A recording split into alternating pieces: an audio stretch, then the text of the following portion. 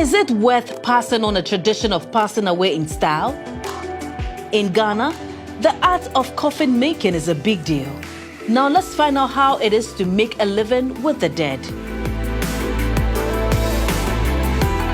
For all the orders I receive, about 95% are all fancy coffins. I think technology has a role to play in this business because I'm toying with this idea of even putting a motorized device in some of the coffins I will make so that these coffins can move on their own during the burial.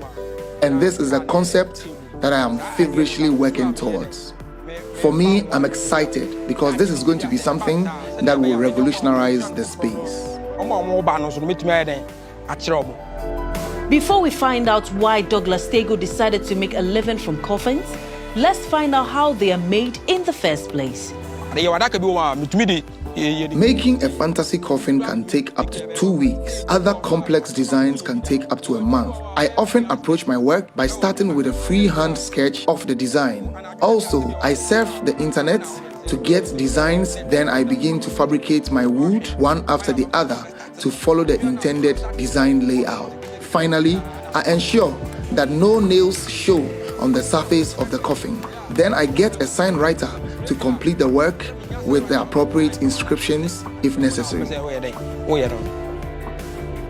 In Ghana, the death rate is 7.63 deaths per 1,000 inhabitants.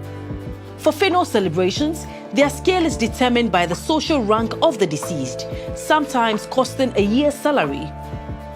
The expense extends to coffins, priced between 100 and 3,000 euros, exceeding the country's annual per capita income of 2,034 euros. Here in Ghana, we do these fancy coffins for family reasons and also for aesthetic reasons. So we often look at the industry or the area that you worked, then we design the coffin to suit you. So these coffins become a testimony of who a person was when they were alive.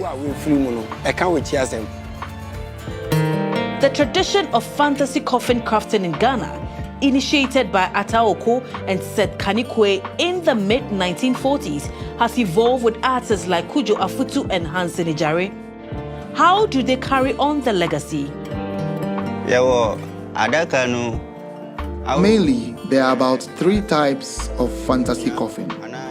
One that represents a family, and in this case, they do this to honor a family member or a relative. The second one is that which speaks about the person's profession.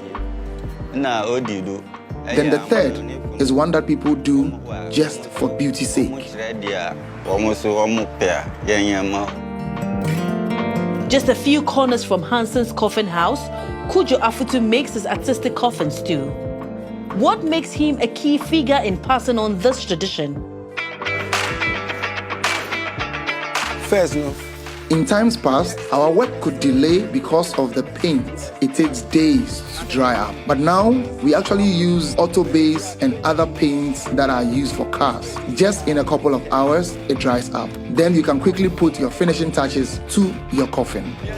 It's interesting how I got into this fancy coffin making. So one day, I was walking around Teshi, a suburb of Accra, and I saw a design of a fish. I had to go close to it to realize it was a coffin.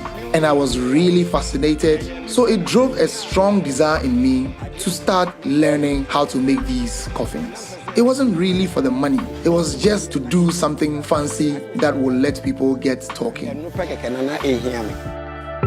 Douglas Tego was clear he wanted to learn the magic crafts from Kujo.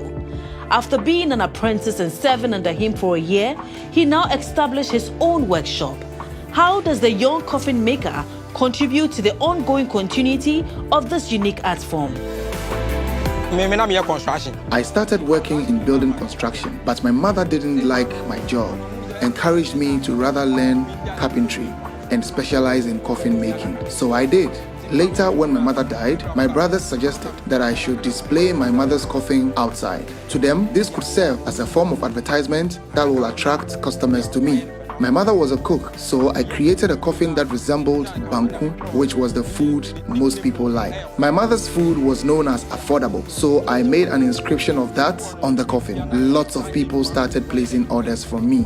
I decided to stay in this town, Bojiase, to ply my trade. I brought my little brother close to my business, and we've been working together for years. I also have one apprentice, but he is in school, and so when he closes, he comes to help us. Once he finishes schooling, he just needs a little polish up, and he'll be ready to start work. Daniel and his team won't be running out of work anytime soon. Celebrating the deceased with fantasy coffins is a skill and tradition that is worth passing on.